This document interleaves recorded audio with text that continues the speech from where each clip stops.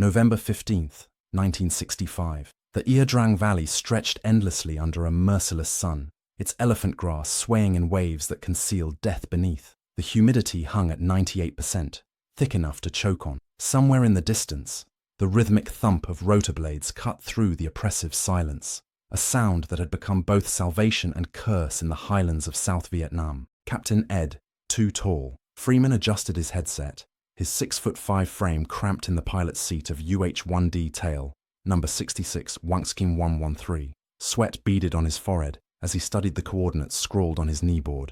Landing zone X-ray. The radio crackled with static and desperation. Dustoff 7-1. We have urgent medevac requests. Multiple KIA, multiple WIA.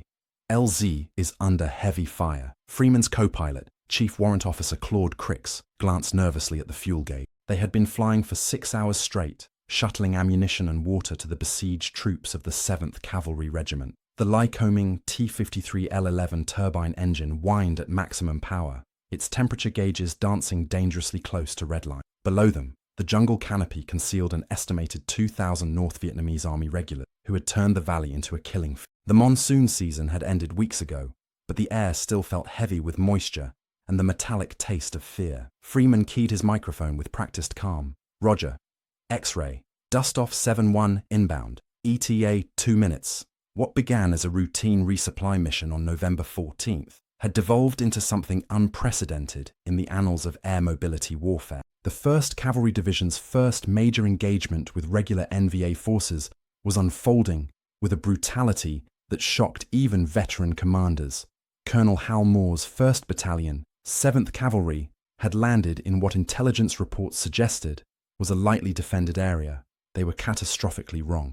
The landing zone sat directly atop a massive enemy base camp, home to the 66th NVA Regiment and elements of the 33rd Regiment, battle-hardened veterans who had been waiting months for exactly this opportunity. The brass at headquarters in Pleiku had dismissed the helicopter crew's concerns with characteristic arrogance. Brigadier General Jack Norton, commanding the 1st Aviation Brigade, had scoffed at reports of heavy anti-aircraft fire. These rice farmers don't have the training or equipment to seriously threaten our aircraft, he declared during the morning briefing. We'll sweep through that valley like Sherman through Georgia. His staff officers nodded in agreement, studying their maps with the confidence of men who had never felt a bullet whistle past their ears. Lieutenant Colonel Bruce Crandall, commanding the 229th Assault Helicopter Battalion, had tried to voice his pilot's concerns about the mission profile, but his objections were dismissed as overcautiousness. The Pentagon's faith in technological superiority had created a dangerous blind spot. Air mobility doctrine, developed in the sterile environment of Fort Rucker's training facility,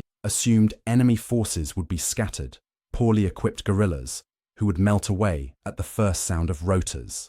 The concept of vertical envelopment, dropping soldiers directly into combat zones via helicopter, had worked brilliantly in small-scale operations against Viet Cong units.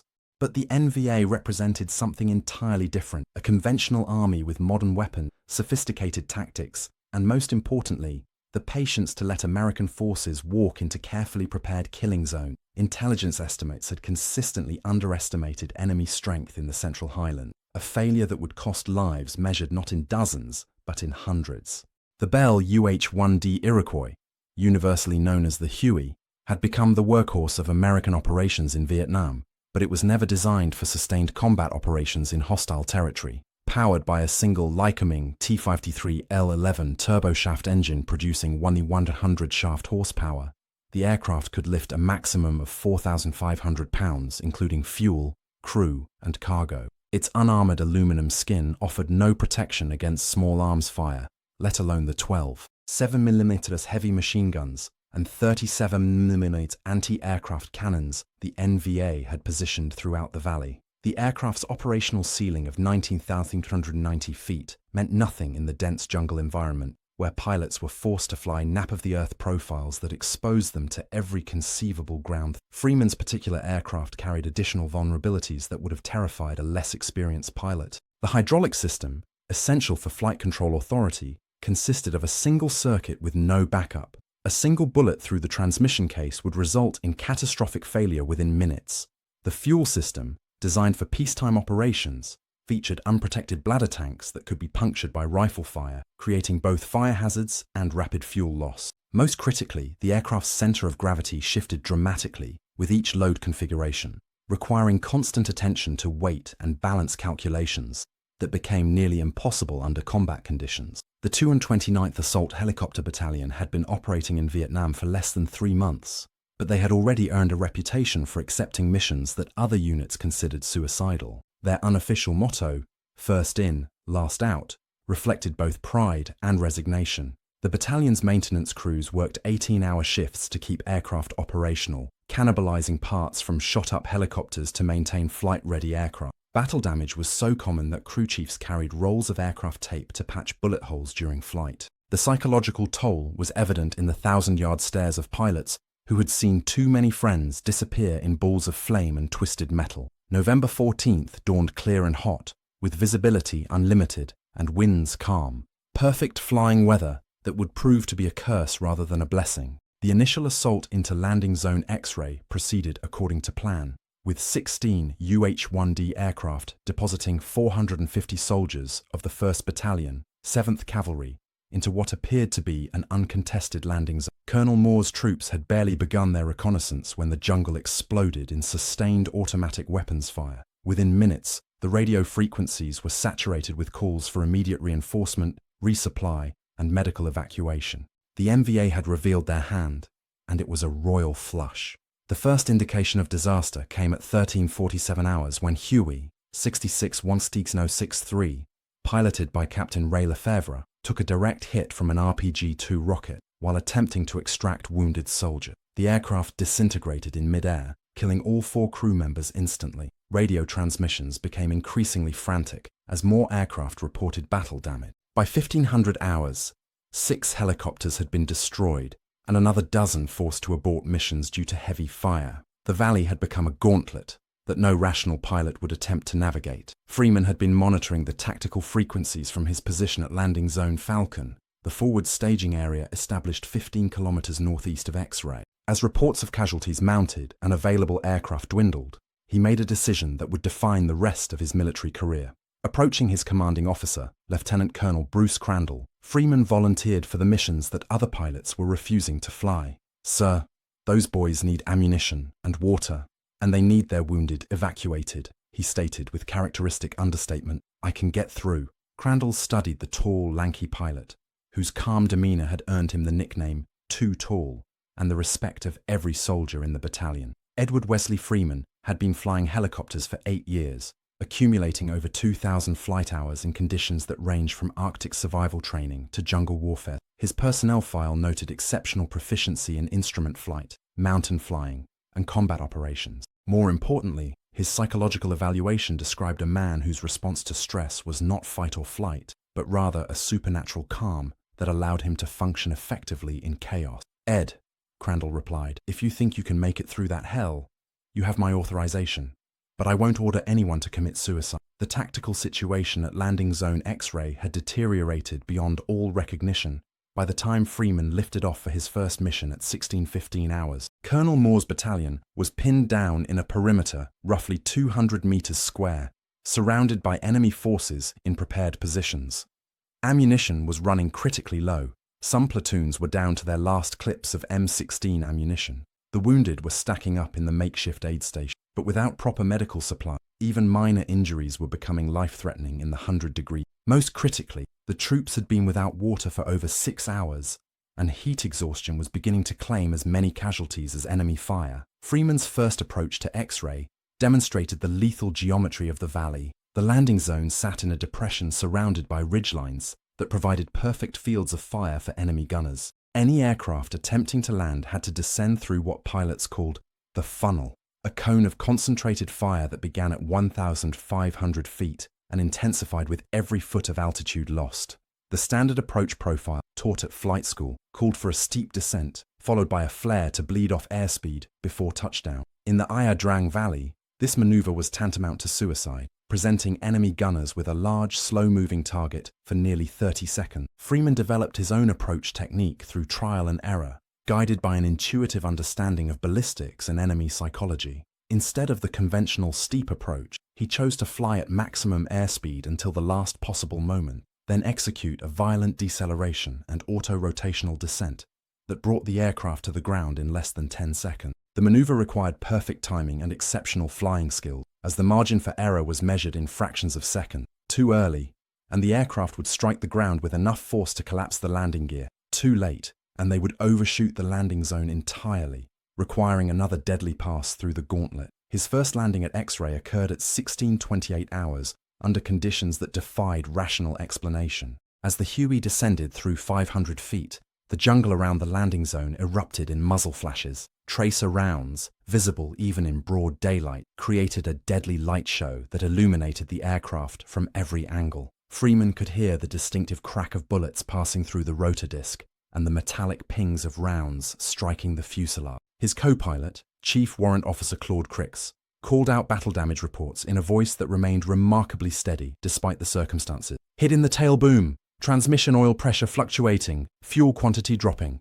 The landing itself lasted exactly 14 seconds, long enough to offload 6 cases of M16 ammunition, 12 gallons of water, and a resupply of morphine syrettes that would prove invaluable to the battalion aid station. The loading of wounded soldiers occurred with mechanical precision, despite the continuing enemy fire. Sergeant First Class Walter Joe Galloway, a combat photographer who had volunteered to document the battle, watched in amazement as Freeman's crew chief, Specialist 4 Steve Moreau, calmly guided stretcher bearers to the aircraft, while bullets shattered tree branches overhead. "I've never seen anything like it," Galloway would later. They were loading wounded men, like they were loading cargo in a peacetime exercise, completely ignoring the fact that people were trying to kill them. The takeoff from X-ray required a different set of skills entirely. With 6 wounded soldiers aboard, the aircraft was operating at maximum gross weight in air that was thin and turbulent from the heat rising off the valley floor. Freeman had to nurse the overloaded Huey into the air with a combination of forward airspeed and collective pitch that pushed the Lycoming engine to its absolute limits. The temperature gauges climbed into the red zone as the turbine fought to maintain power in the demanding conditions. Enemy gunners, anticipating the departure, concentrated their fire on the aircraft's predicted flight path, creating a corridor of death that extended from the landing zone to the relative safety of 2,000 feet altitude. Freeman's escape from the valley on that first mission established the pattern that would be repeated 40 more times over the next 3 days. Using terrain masking and unpredictable flight paths, he would vary his routes to prevent enemy gunners from establishing effective firing solutions. Sometimes he would approach from the northeast, using a ridgeline to mask his descent until the last moment. Other times, he would come in from the southwest, following a streambed that provided concealment but required precise navigation to avoid controlled flight into terrain. Each approach was a calculated gamble that balanced surprise against the tactical requirements of the mission. The wounded soldiers that Freeman evacuated during that first mission represented just the beginning of what would become the largest helicopter medical evacuation operation in military history. To that point, Private First Class Jimmy Nakayama had taken shrapnel from a mortar round in his left leg and was bleeding heavily, despite field dressings applied by the battalion medic. Sergeant Thomas Tucker had been shot through the shoulder by a sniper's bullet that had shattered his clavicle and punctured his lung. Staff Sergeant Carl Palmer was unconscious from a head wound that had left him with a fractured skull and possible brain damage. Each of these men owed their lives to Freeman's willingness to land in a killing zone that other pilots considered impossible to navigate. The psychological impact of Freeman's first successful mission rippled through both American and enemy forces in ways that would not become apparent until years later. For the besieged soldiers of the 7th Cavalry, the sight of a helicopter landing under impossible conditions provided proof that they had not been abandoned. Colonel Moore would later describe the effect on morale as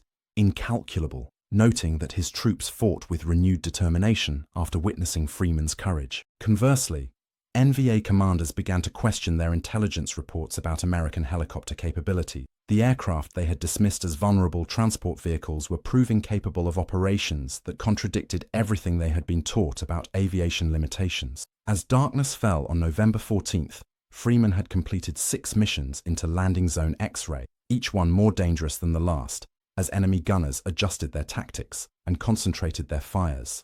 His aircraft bore the scars of repeated combat: 47 bullet holes in the fuselage, a cracked windscreen from a near miss by an RPG fragment, and a transmission that was leaking oil at an alarming rate. The maintenance crew at Landing Zone Falcon worked through the night to patch the most critical damage, using aluminum tape and safety wire to restore the aircraft to flyable condition. Chief Warrant Officer Tom Metzger, the battalion maintenance officer, shook his head in amazement as he surveyed the damage.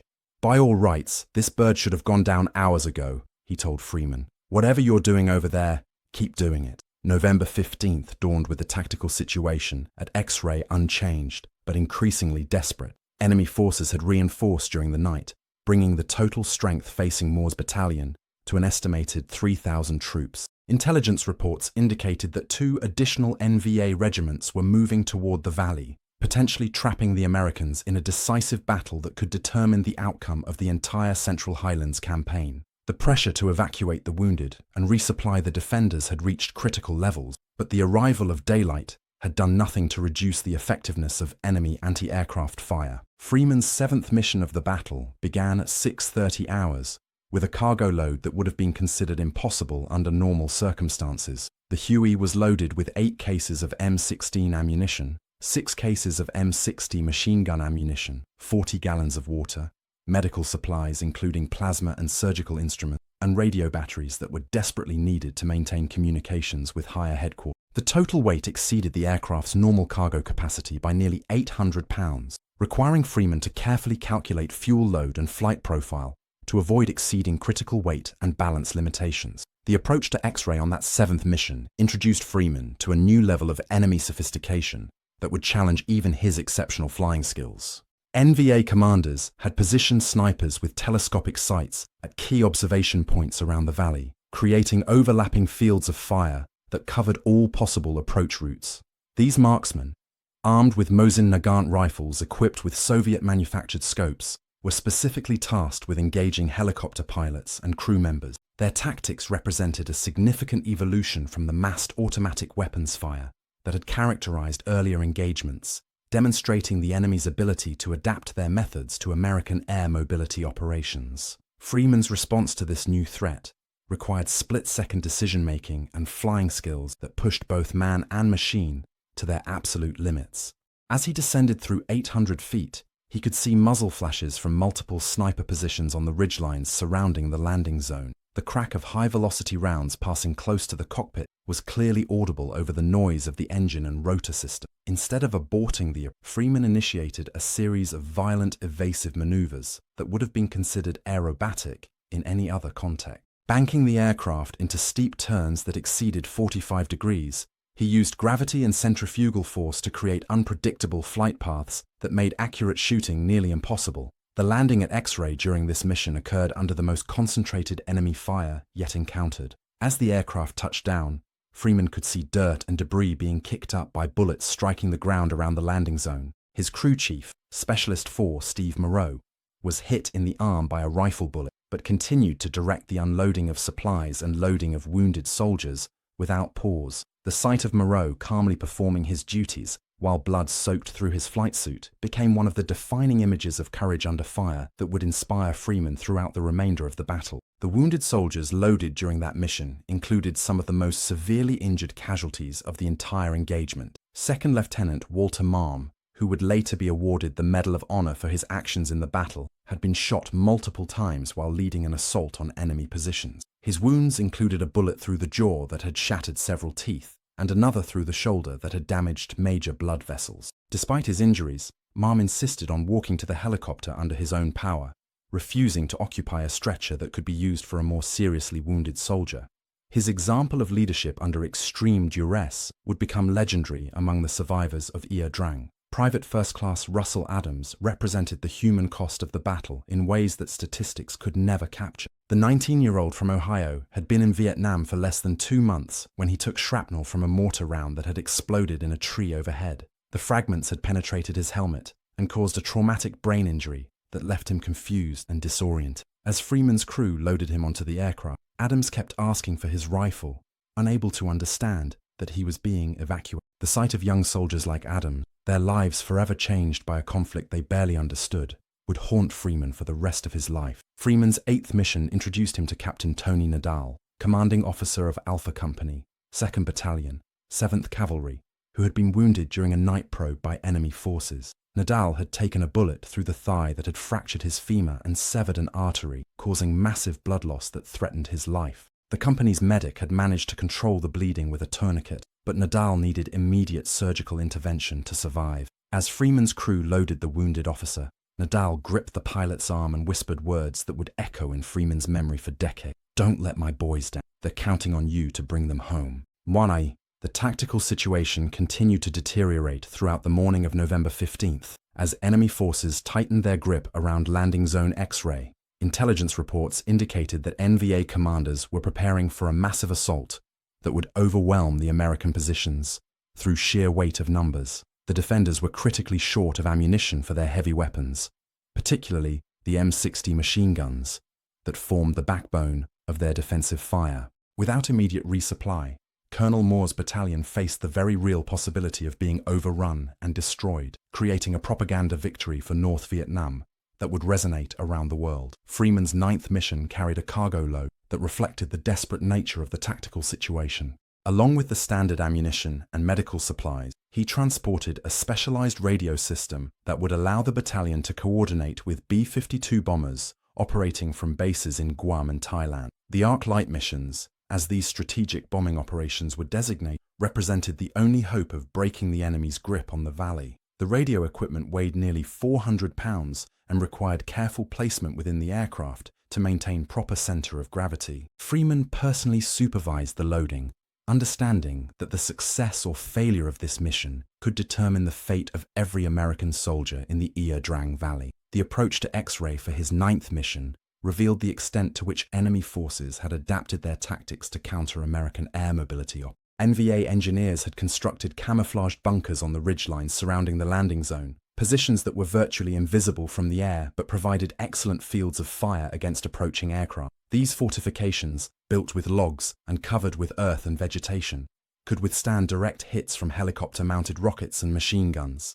More ominously, intelligence reports suggested that the enemy had acquired man-portable surface-to-air missile weapons that could destroy aircraft at ranges far beyond the reach of conventional small arms fire. Freeman's response to these enhanced threats demonstrated the evolution of his tactical thinking under combat conditions. Instead of relying solely on speed and surprise, he began to coordinate his approaches with artillery fire missions that would suppress enemy positions during his descent to the landing zone. Working with forward observers on the ground, he would time his approach to coincide with the impact of 105mm howitzer shells on suspected anti-aircraft positions. The technique required precise timing and communication, as the margin for error between friendly artillery fire and the helicopter's flight path was measured in seconds and meters. The psychological toll of sustained combat operations was becoming evident in both Freeman and his crew as they prepared for their 10th mission of the battle. Chief Warrant Officer Claude Crix had developed a nervous tic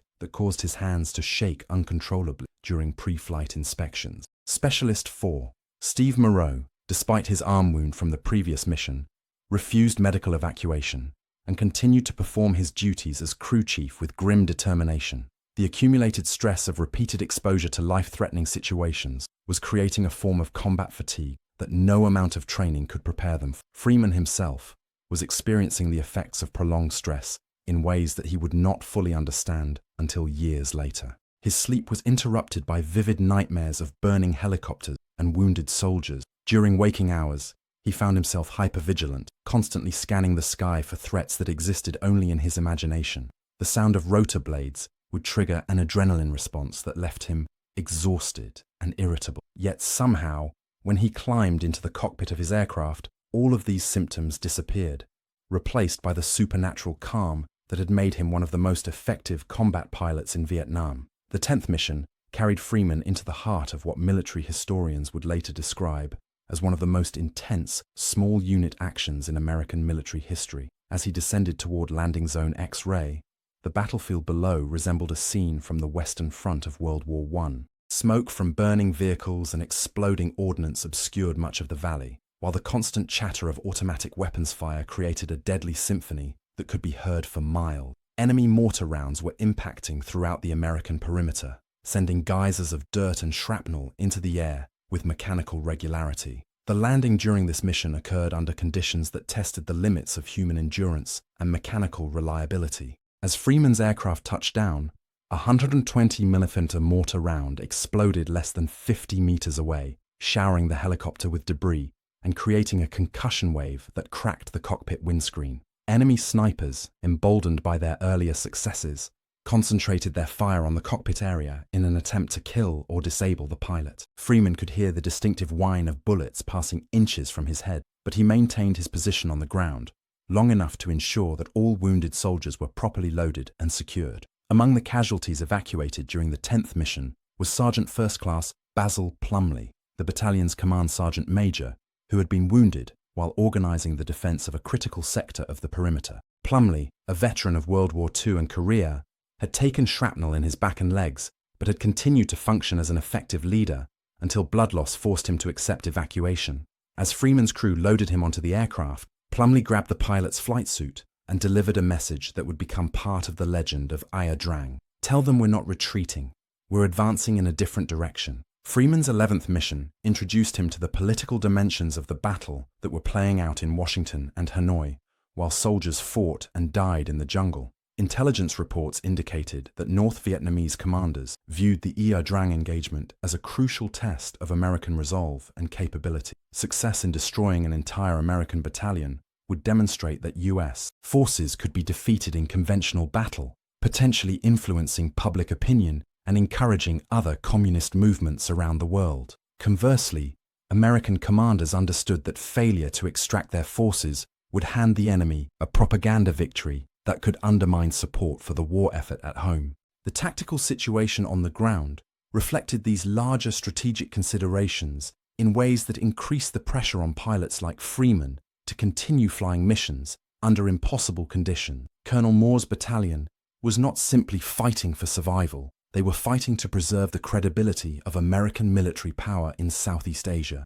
Every helicopter that successfully landed at X represented a small victory against enemy attempts to prove that American air mobility could be defeated through superior tactics and determination. Freeman understood these implications, though he rarely spoke about the political aspects of his mission. The 12th mission of the battle carried Freeman deeper into the moral complexities of warfare than any previous experience in his military career. Among the wounded soldiers he evacuated was Private First Class Melvin Elliott, an 18-year-old from Alabama, who had been blinded by an enemy grenade explosion. Elliott's injuries were not life-threatening, but they were life-altering in ways that would define his future for decades.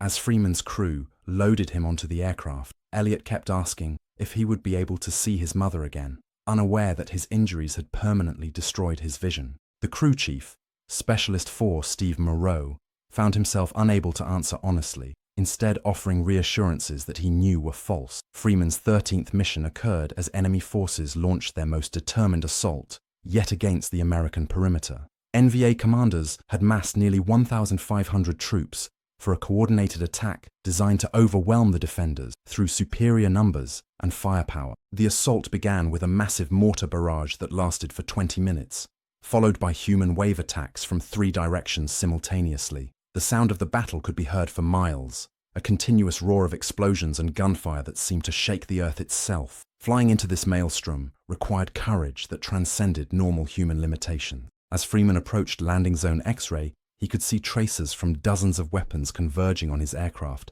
like deadly meteors. The enemy had positioned machine gun crews specifically to engage helicopters, creating overlapping fields of fire that made survival a matter of pure chance. Freeman's aircraft was hit repeatedly during the approach, with bullets penetrating the cabin area and damaging critical flight controls. The hydraulic system began to fail, making the aircraft increasingly difficult to control as he descended toward the landing zone. The landing during the 13th mission lasted exactly 8 seconds, but those 8 seconds encompassed an eternity of violence and heroism. As the helicopter touched down, Freeman could see American soldiers engaged in hand-to-hand combat with NVA troops who had penetrated the perimeter. The sight of young Americans fighting for their lives with bayonets and rifle butts drove home the desperate nature of the situation in ways that radio reports could never convey. Freeman's crew worked with mechanical precision to unload ammunition and load wounded soldiers. even as enemy soldiers fired at them from positions less than 100 meters away.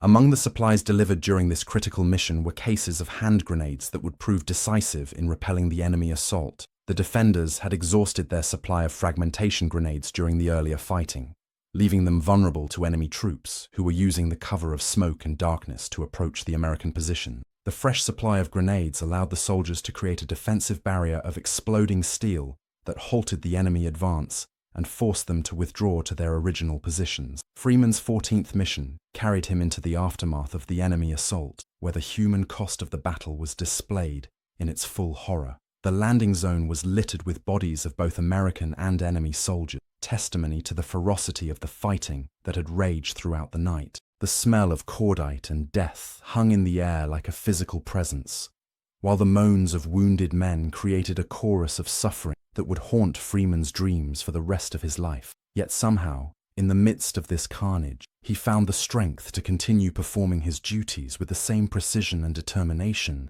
that had characterized every previous mission. The wounded soldiers evacuated during the 14th mission included several who would not survive their injuries despite Freeman's efforts to get them to medical care. Corporal David Wilson had been shot through the chest by a sniper's bullet that had punctured both lungs and damaged major blood vessels. Despite the efforts of the battalion medic to stabilize his condition, Wilson went into cardiac arrest during the flight to the medical facility at Landing Zone Falcon. Freeman could hear the crew chief performing CPR in the cargo compartment, but he knew from the tone of voice that their efforts were futile. Wilson died just as the aircraft touched down at the field hospital, another young life sacrificed to the brutal mathematics of warfare. Freeman's 15th mission introduced him to Captain John Herron, commanding officer of Bravo Company, 1st Battalion, 7th Cavalry, who had been wounded during the enemy assault but had refused evacuation until his company's tactical situation was stabilized. Herron had taken shrapnel in his shoulder and side from a mortar round,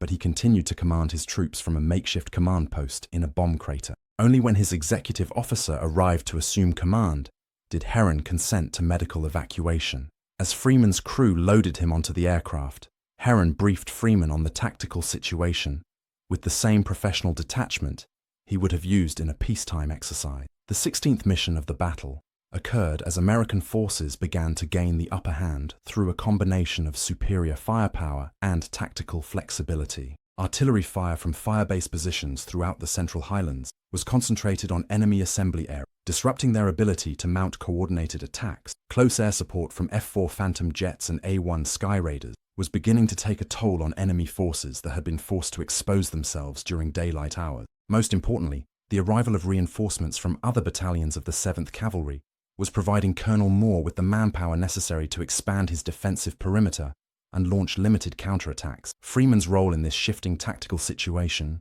evolved from pure medical evacuation to a combination of resupply, reconnaissance, and psychological warfare. His continued ability to land at Landing Zone X-ray under impossible conditions was demoralizing enemy forces who had expected to achieve air supremacy over the battlefield. Intelligence reports captured after the battle would reveal that MVA commanders had specifically ordered their anti-aircraft units to destroy Freeman's aircraft, recognizing that his missions were providing critical support to the American defenders. The fact that they had failed to do so despite dozens of attempts was creating doubt about their own tactical effectiveness. Freeman's 17th mission carried supplies that reflected the changing nature of the battle as it entered its third day. Along with the standard ammunition and medical supplies, he transported equipment for engineers who were working to improve the landing zone's capacity to handle larger aircraft. Bulldozer blades, explosives for clearing vegetation, and surveying equipment would allow the defenders to create a more secure landing area that could accommodate C-130 transport aircraft. The arrival of these larger aircraft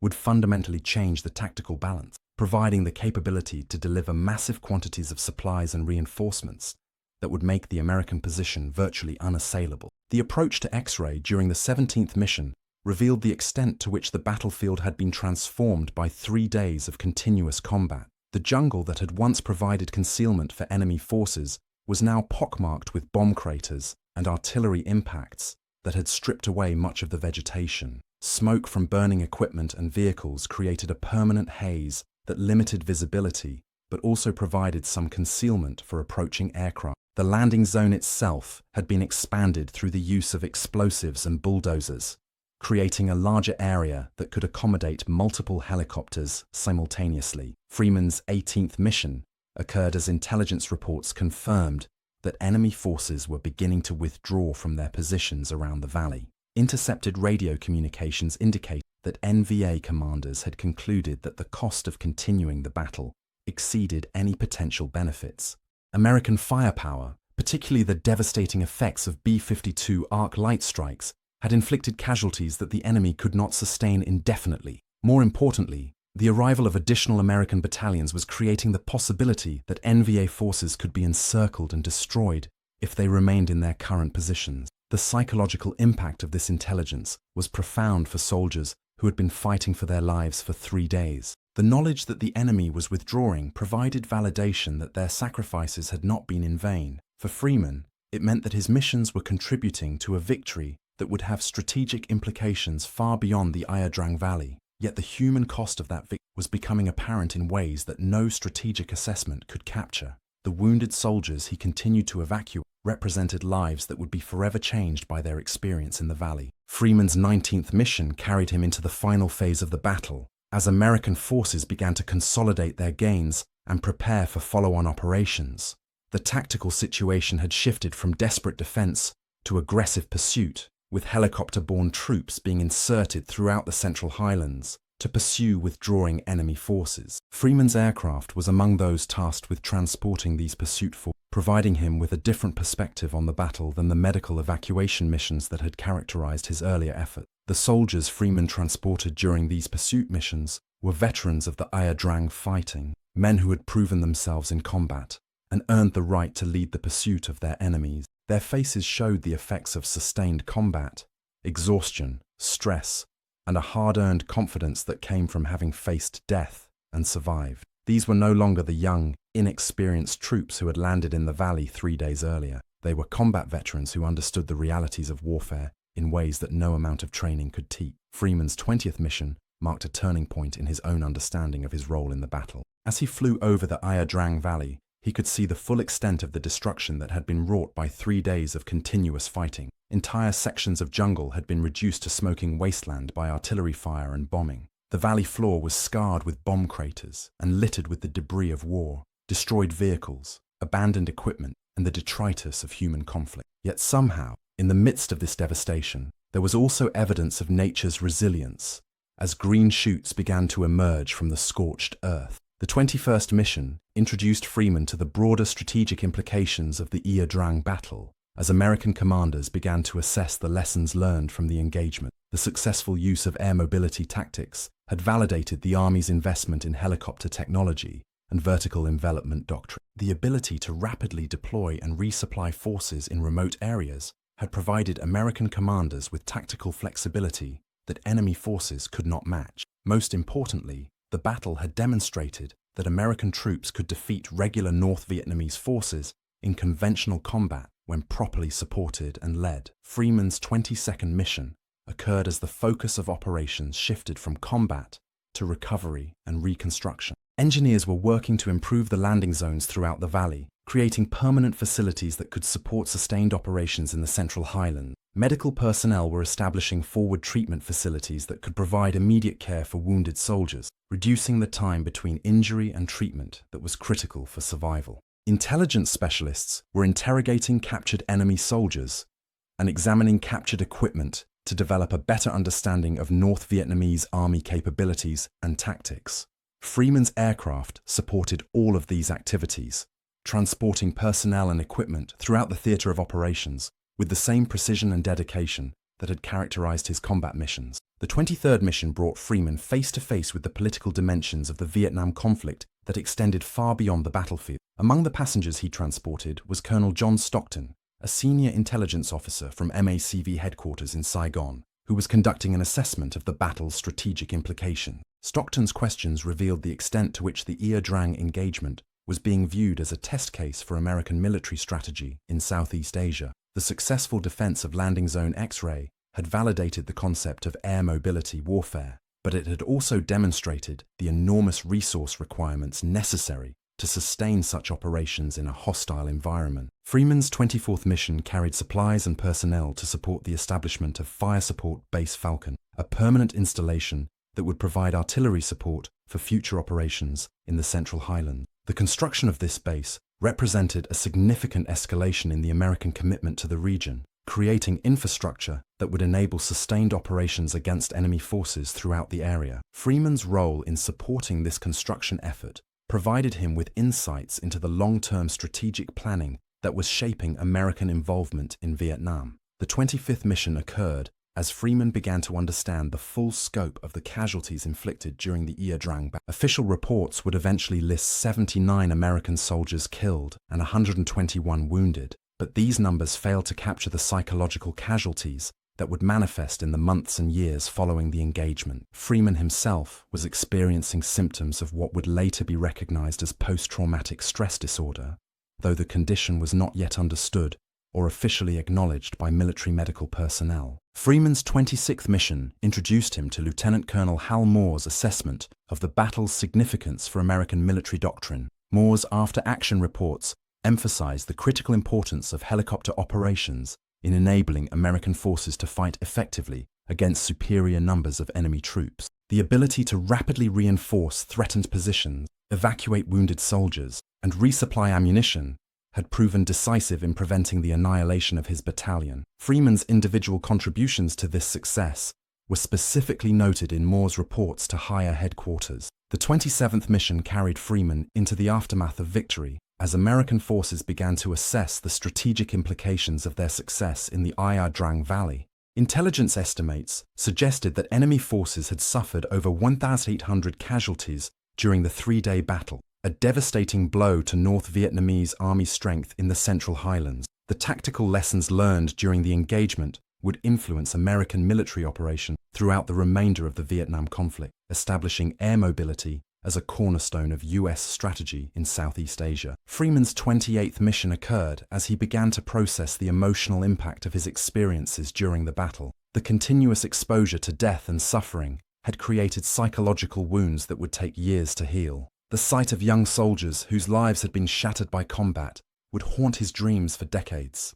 Yet somehow, in the midst of this trauma, he found meaning in the knowledge that his actions had saved lives and contributed to a victory that would resonate throughout military history. The 29th mission brought Freeman into contact with war correspondents who were beginning to report on the Ia Drang battle for the American public. The media coverage of the engagement would help establish the narrative of American military effectiveness in Vietnam, though it would also reveal the enormous costs associated with such operations. Freeman's interactions with these journalists provided him with a different perspective on the battle, as he began to understand how his individual actions were being interpreted within the broader context of American involvement in Southeast Asia. Freeman's 30th mission carried him into the final phase of operations in the Ia Drang Valley, as American forces prepared to hand over responsibility for the area to South Vietnamese army units.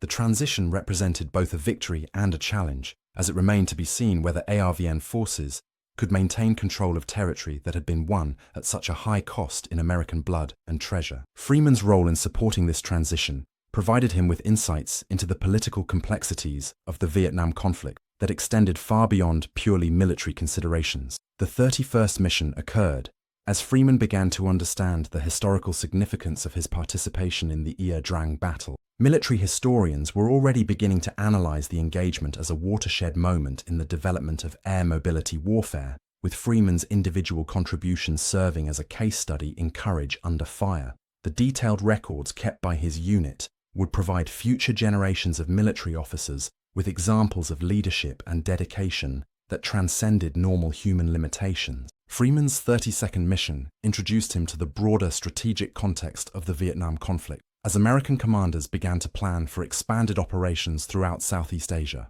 the success of air mobility tactics in the Ia Drang Valley had validated the investment in helicopter technology and vertical envelopment doctrine, leading to requests for additional resources and personnel to support similar operations in other theaters. Freeman's aircraft was among those being considered for deployment to new areas of operations, where his expertise and experience would be invaluable. The 33rd mission carried Freeman into his final engagement with the immediate aftermath of the Ia Drang battle. as American forces completed their withdrawal from Landing Zone X-Ray and prepared for follow-on operations. The landing zone that had been the scene of such fierce fighting was now quiet, with only the scars of battle remaining to mark the location where so many young Americans fought and died. Freeman's last takeoff from X-Ray was accompanied by a mixture of relief and sadness, as he understood that he was leaving behind a piece of himself in that remote valley. Freeman's 34th mission occurred several days later, as he transported senior commanders who were conducting final assessments of the battle's tactical and strategic implications.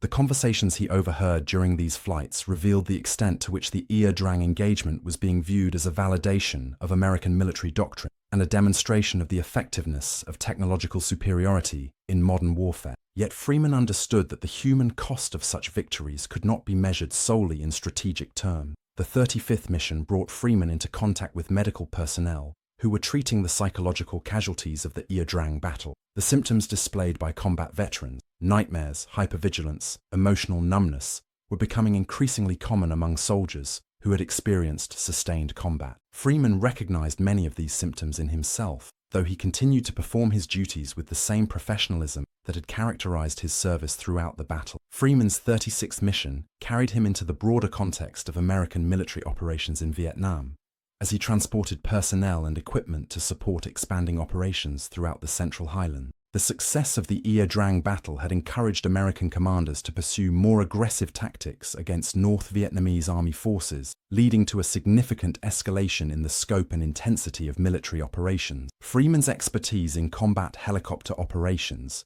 made him a valuable asset in these expanded operations. The 37th mission occurred as Freeman began to understand the long-term implications of his service in Vietnam for his military career and personal life. The psychological trauma associated with sustained combat operations was beginning to affect his relationships with family and friends, creating strains that would persist long after his return to the United States. The transition from the intense camaraderie of combat to the relative isolation of peacetime service would prove to be one of the most difficult challenges of his military career. Freeman's 38th mission introduced him to the political and social context of the Vietnam conflict as anti-war protests began to emerge on college campuses and in major cities throughout the United States. The growing opposition to American involvement in Southeast Asia created a difficult environment for returning veterans who found themselves criticized for their service rather than honored for their sacrifice. Freeman's own understanding of his role in the conflict would be shaped by these broader social and political developments. The 39th mission carried Freeman into the final phase of his tour of duty in Vietnam as he prepared for rotation back to the United States. The knowledge and experience he had gained during his service would influence his understanding of warfare and leadership for the rest of his military career. The lessons learned during the Ia Drang battle would inform his training of future generations of helicopter pilots and his development of air mobility doctrine for the U.S. Army. Freeman's 40th mission occurred as he began to process the full significance of his contributions to the Ia Drang battle and its place in military history. The individual acts of courage and dedication that had characterized his service would eventually be recognized with the Medal of Honor, the nation's highest award for valor in combat. Yet Freeman understood that his actions were representative of the courage displayed by thousands of young Americans who served in Vietnam, many of whom would never receive the recognition they deserve. The 41st and final mission of Freeman's participation in the immediate aftermath of the Ia Drang battle carried him into reflection on the meaning and significance of military service in a democratic society. The sacrifices made by American soldiers in the remote valleys of Vietnam represented more than tactical victories or strategic objectives. They represented the willingness of young Americans to risk their lives in defense of principle and values that transcended national boundaries. Freeman's own service embodied these in ways that would inspire future generations of military.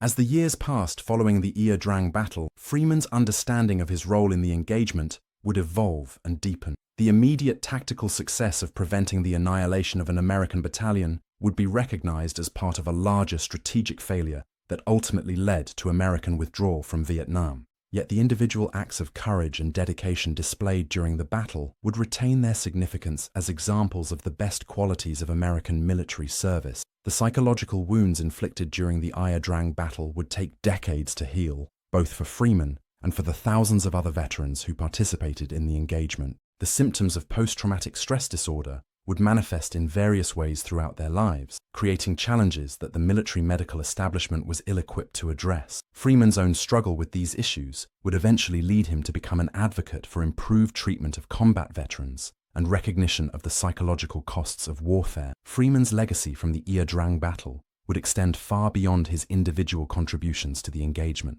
The tactical innovations he developed during the fighting would influence helicopter operations throughout the remainder of the Vietnam conflict and beyond. His example of courage under fire would be studied by military officers and used as a case study in leadership training programs. Most importantly, his dedication to the welfare of his fellow soldiers would serve as a model for future generations of military personnel. The strategic implications of the Ia Drang battle would be debated by military historians and policy analysts for decades following the end of the Vietnam conflict. The successful demonstration of air mobility warfare capabilities would influence American military doctrine and force structure development well into the 21st century. The lessons learned about the limitations of technological superiority in asymmetric warfare would prove equally valuable in subsequent conflicts in Iraq and Afghanistan. Freeman's receipt of the Medal of Honor in 2001, 36 years after the Ia Drang battle, would provide belated recognition for his extraordinary service during the engagement.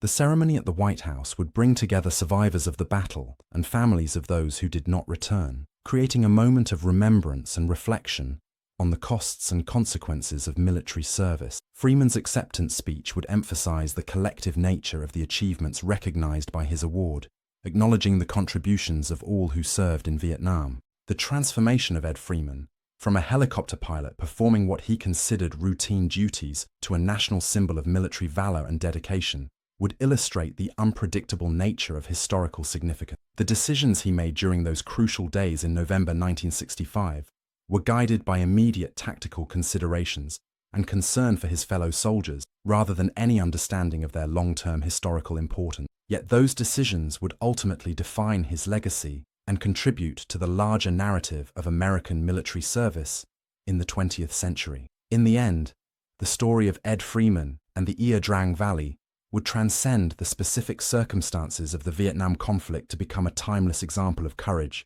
dedication, and sacrifice in the service of others. The helicopter that had been dismissed as a flying coffin by skeptics had proven capable of operations that seemed impossible under the conditions prevailing in the valley. The pilot, who had earned the nickname "Too Tall" for his physical stature, had demonstrated moral and spiritual dimensions that dwarfed any consideration of physical characteristics. The jungle that had witnessed such violence and heroism would eventually reclaim the landing zones and firebases that had been carved from its depths, erasing the physical evidence of the battle that had raged there. Yet the memory of what transpired in those remote valleys would endure in the hearts and minds of those who participated in the engagement and those who learned of their achievement. The rotor blades that had once carried the sound of salvation and death through the humid air of the Central Highlands had been silenced, but their echo would resonate through the corridors of military history for generations to come. History is not made of victories, it's made of voices that refuse to disappear. What should we cover next? Subscribe and share your thoughts on this video.